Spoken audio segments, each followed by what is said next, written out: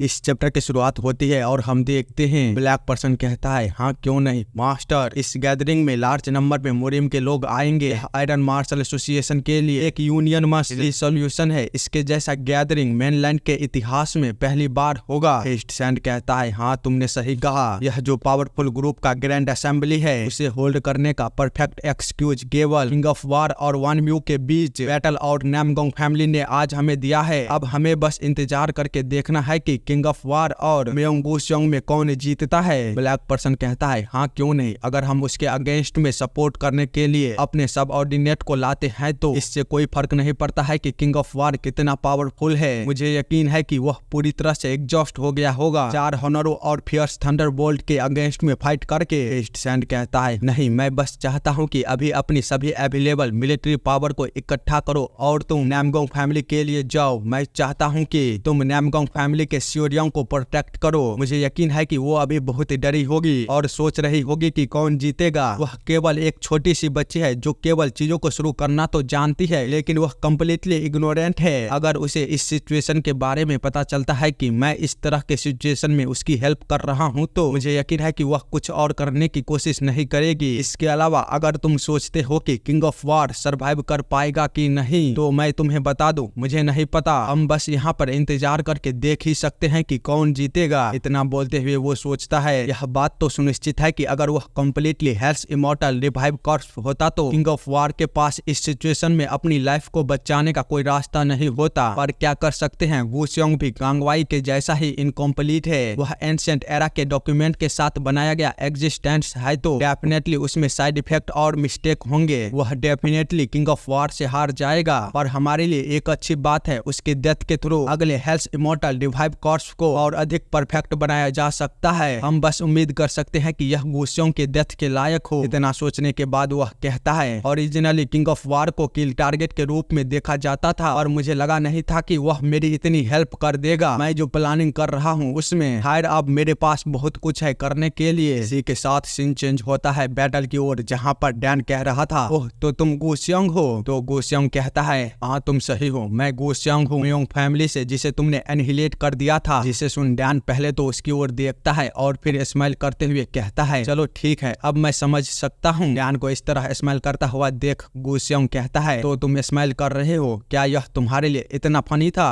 वह मेरा भाई म्योंग क्वांगस्योंग जो कि हेल्पलेस तरीके से मरा तुम्हारे कारण, यह तुम्हारे लिए फनी है? एक फादर म्योंग डोंग चियोन जो अपने सन को खोने के कारण दुखी था वह मर गया तुम्हारे एम्बुश करने के कारण, क्या यह तुम्हारे लिए फनी है? क्या तुमने मेरे फैमिली को देखा था? डैन उसकी बातों को सुन कहता है चलो ठीक है मैं तुम्हारे गुस्से को समझता हूँ लेकिन मुझे अपने गुस्से को जस्टिफाई करने के लिए यूज मत करो क्योंकि मेरे तुम्हारे ना पहचानने का कारण बस यह था कि तुम्हारा करंट अपीयरेंस वह बिल्कुल ही अलग है। जब मैंने तुम्हें पहले पास्ट में देखा था उससे मैंने तुम्हें पहले बस एक बार देखा था नॉर्थ विंड गुन टैलेंट के साथ बात करते हुए, तो मैं कैसे तुम्हें पहली नजर में पहचान सकता था? पर जब मैंने तुम्हारा नाम सुना तो मुझे रियलाइज हुआ मैं तो बस ऐसे ही स्माइल कर रहा था। गुस्योंग कहता है पर मैं अब अलग हूँ, आज तुम्हें उन सब की कीमत चुकानी पड़ेगी जो तुमने अब तक किया है। मेरे फादर की डेथ, क्वांगस्योंग की डेथ, उन्होंने मुझे काफी बदल दिया है। ये सब तुम्हारे कारण हुआ है। किंग ऑफ वार तुम्हें मरना होगा। डैन उसके अटैक को रोकता हुआ सोचता है यह कितनी इनक्रेडिबल पावर है। यह बिल्कुल उसी पावर की तरह है जो मास्टर यूज करते थे। जबकि सेम टाइम पर गुस्योंग उस पर अटैक करता हुआ कह रहा था बास्टर्ड तुम्हें क्या लगता है ये सभी चीजें बस यहीं पर खत्म हो जाएगी? तो डैन कहता है मुझे नहीं पता तुमने इतने कम टाइम में इस तरह की पावर को कैसे मैनेज कर लिया और तुम्हें अभी भी खुद को मुझसे छुपा कर रखना चाहिए था। इतना बोलते हुए वो दोनों ही एक दूसरे के साथ अपने पंच को क्लैश करता है जिससे कि डैन को तो कुछ नहीं होता पर गुस्योंग को काफी प्रॉब्लम होने लगती है। पर डैन उसे और कोई मौका ना देता हुआ दोबारा अपने पावर को बढ़ाते हुए कहता है हेवनली आर्टिलरी जनरल का फोर्स थंडर स्ट्राइक। इसी के साथ वो उसके पूरे हाथ को ही डिस्ट्रॉय कर देता है लेकिन फिर भी गुस्योंग स्माइल करता हुआ कहता है क्या बात है तुम्हारे पास बस इतना ही है, चलो मैं तुम्हें दिखाता हूँ मेरे सोल को गिव अप करने के बाद इस इमॉर्टल बॉडी की ताकत को। इतना बोलते हुए वो डैन को एक काफी जोरदार हिट करता है जिसके चलते डैन काफी स्पीड में पीछे की ओर जाने लगता है। गुस्योंग कहता है मुझे लगता है तुम्हारी ये एक्स्ट्राऑर्डिनरी मार्शल आर्ट वह कोई भी हेल्प नहीं कर सकती हेल्थ इमॉर्टल बॉडी के सामने। यह पावर मुझे 5 ड्रैगन लीग के हेड हुआंग गुनैक ने दिया है। जब मैं अपने फादर और फैमिली को खोने के बाद इधर उधर घूम रहा था तो कोई फर्क नहीं पड़ता है कि इस बॉडी को कितनी इतने घाव मिलते हैं, यह कुछ सांस लेने के टाइम में ही हील हो जाएगा। इतना ही नहीं, मुझे इसमें कोई दर्द महसूस नहीं होता। इसका मतलब तुम समझते हो, तुम कभी भी मुझे हरा नहीं सकते। हेल्स इमॉर्टल बॉडी इनविंसिबल है। जिसे सुन डैन बिना कुछ बोले उसकी ओर देखता है।